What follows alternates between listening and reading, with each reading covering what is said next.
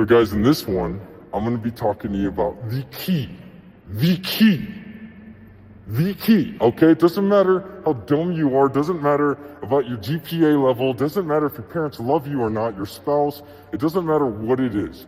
The key is to never say no, as much as humanly possible. Now, this is coming from a man that in my career so far, in my few oil field businesses that I have figured out somehow, and I don't mean to flex on y'all or try to make you think that I'm greater than you or anything. I have been very, very fortunate that in the last several years of business, I have never had to tell someone no or turn them down. Maybe that's why I accelerate at light speed compared to everybody else, and that's why I'm telling you. I think the key, it's not even just, so check this out. When I say don't say no, I'm letting you know right now, you gotta follow with some reliability. You can't say, oh yeah, I'll be there, I'll do that job, and then not perform. That's part of the whole not saying no.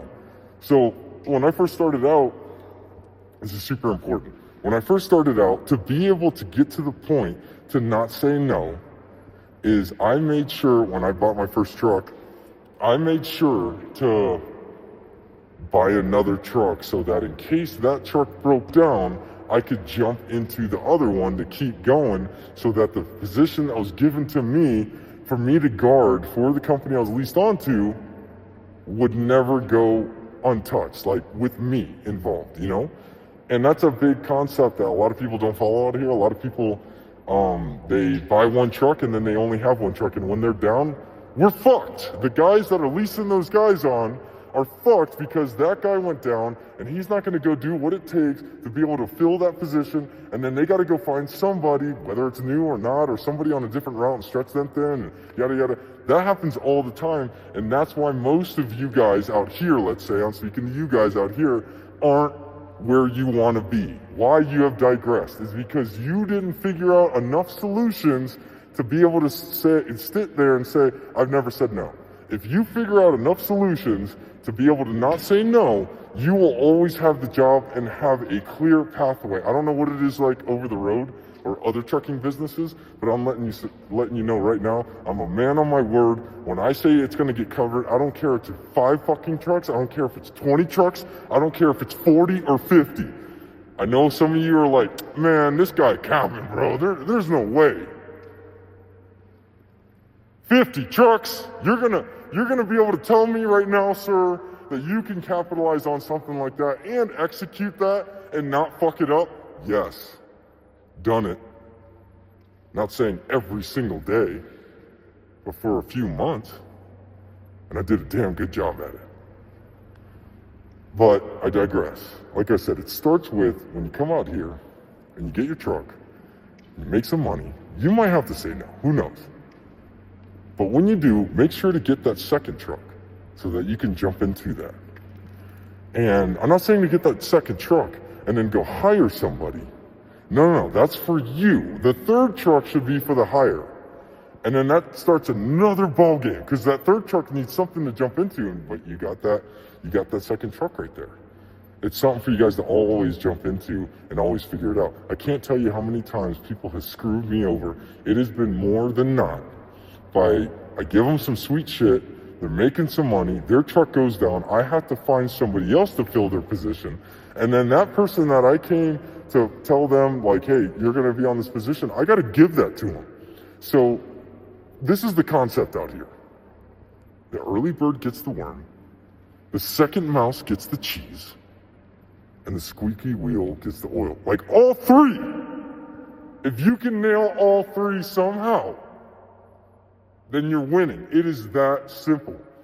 That's why I say, when I go out there, not only do superintendents and head engineers and people like that trust me with their multi-million-dollar operations, but if I were to get back to the position where I'm a driver or owning a fleet of trucks for other people, I'm letting you know, everyone knows my reputation is solid to where I can say, hey, look, I want 5 positions, and they'd say, done.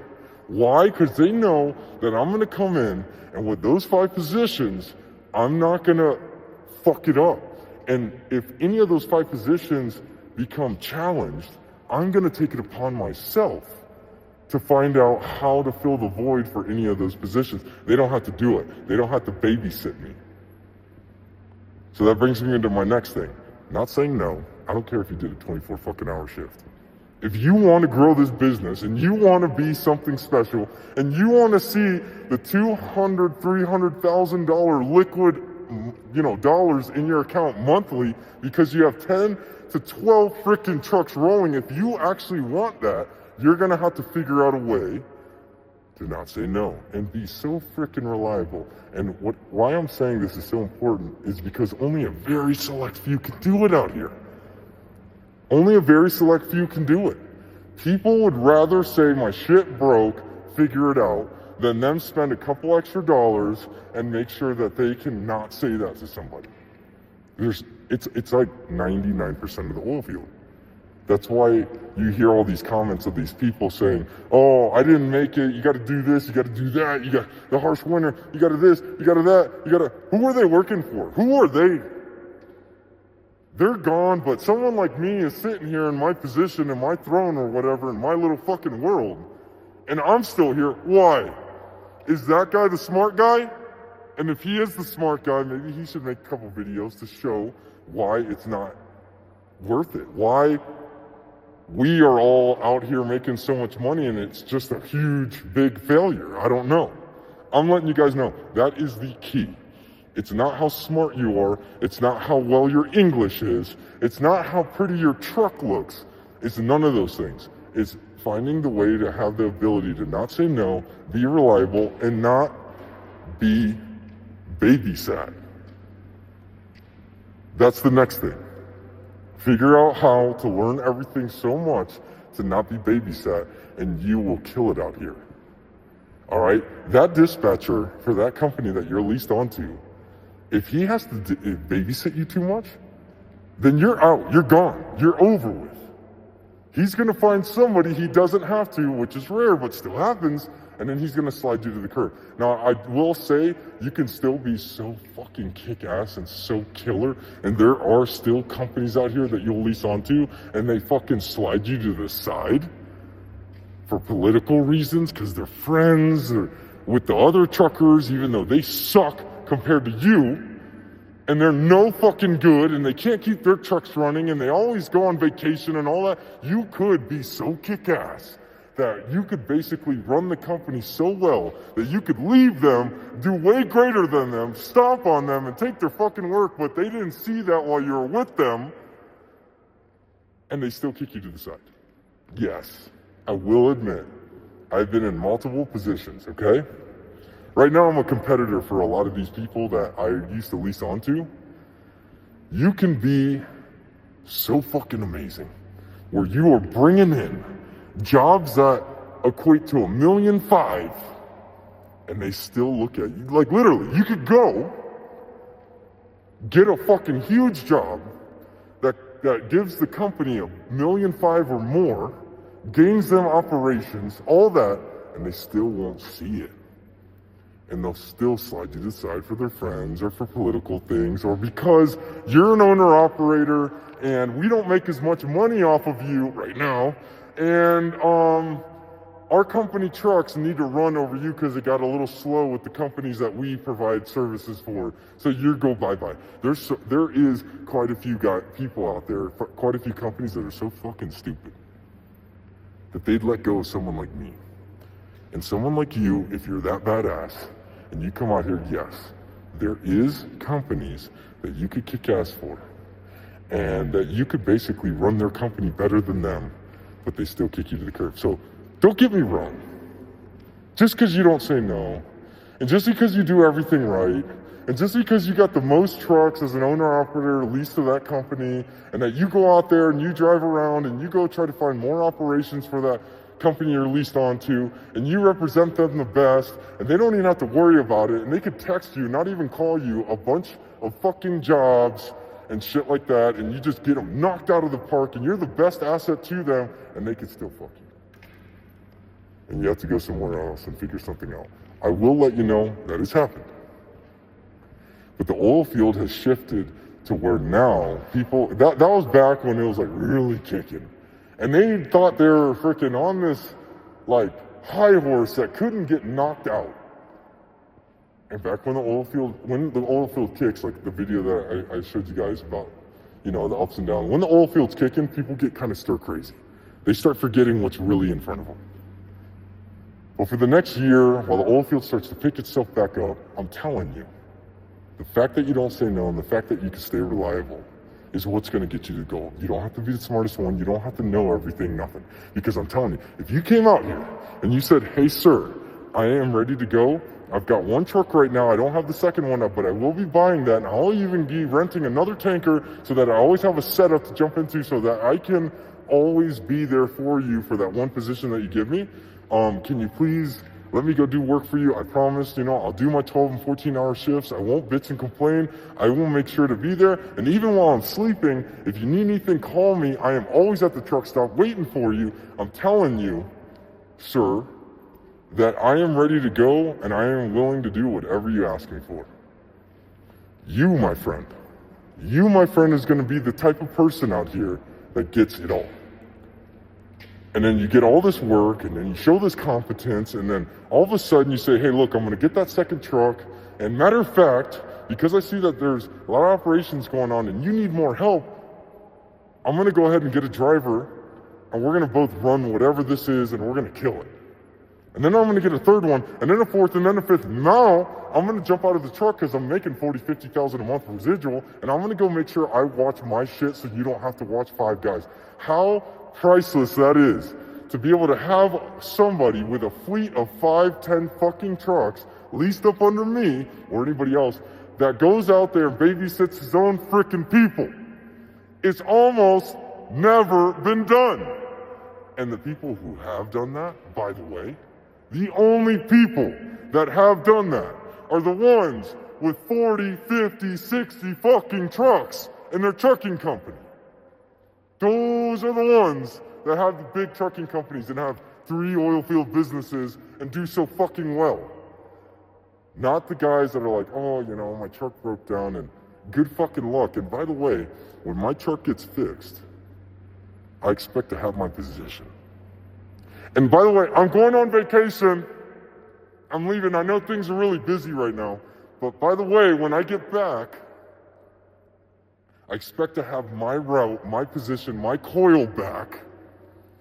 Matter of fact, I expect you to take whoever it is that has been killing it on the holiday, on Christmas or on the 4th of July that I decided to go and join my time for. I want you to take that guy that sacrificed his family time for that fucking holiday, and I want you to tell him to get fucked.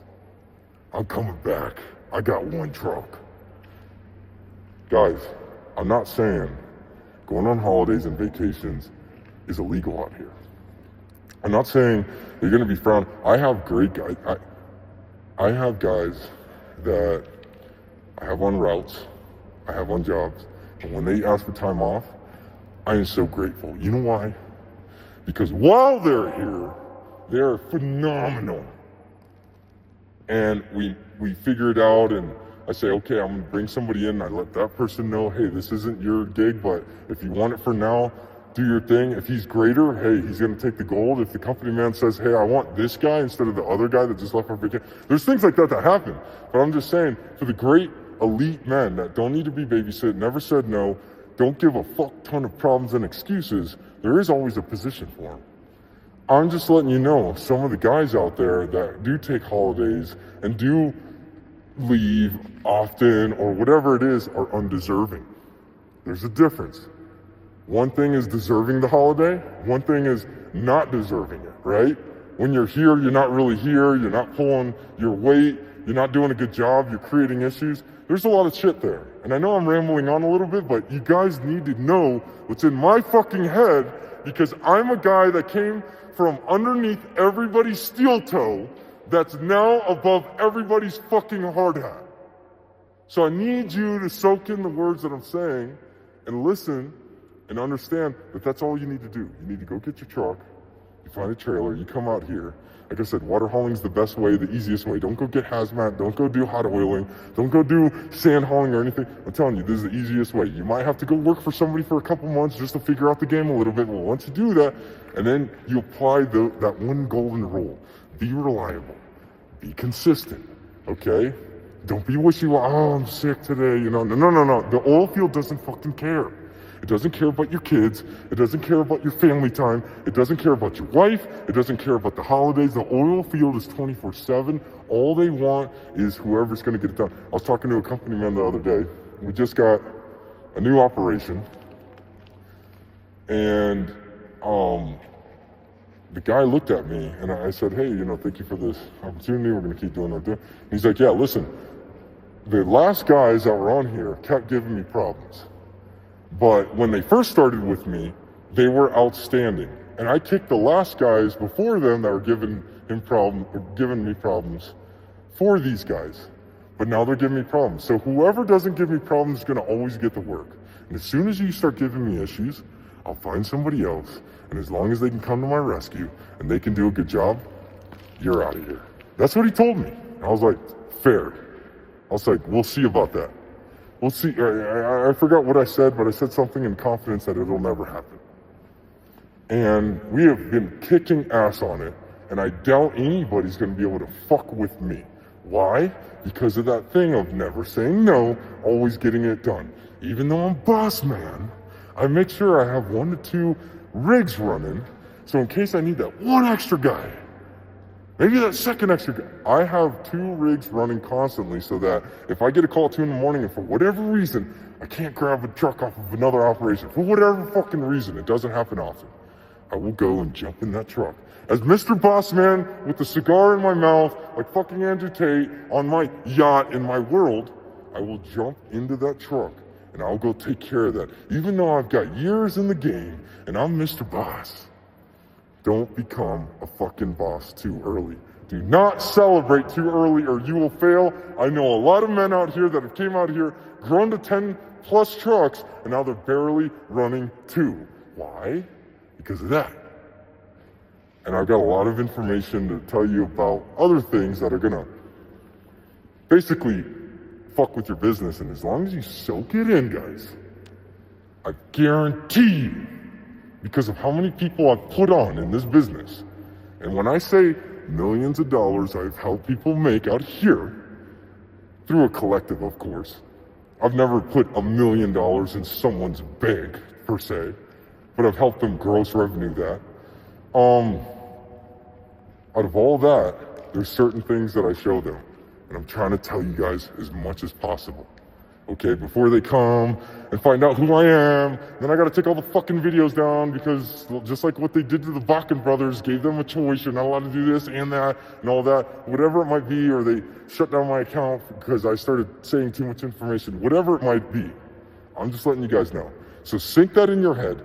Don't say no, be fucking reliable, be consistent, don't have to be babysat, and don't take unjustified days off or don't get sick. Be a fucking machine. It's not hard. Being a man in 2026, be a fucking machine. Okay? -40. Ooh, it's scary. Go out there and do it. Watch you earn stripes. A lot of people are gonna say, don't get in this business in the winter. Wait till summer. Listen, man, that shit don't fly around here. They remember who was here in the winter. They're always gonna take you on when they have a lot of work. But I'm just saying, the guys who make it stuck here through the winter. When you come out here, the 30, 40 trucking companies that run this whole oil field, all stuck throughout the winter. Sorry guys, I might have ranted a little bit there. That's okay. That's all right, you need this. For any of you guys that are like me, that needed just a little shove, needed some information, I think it was important. I'll see you on the next one.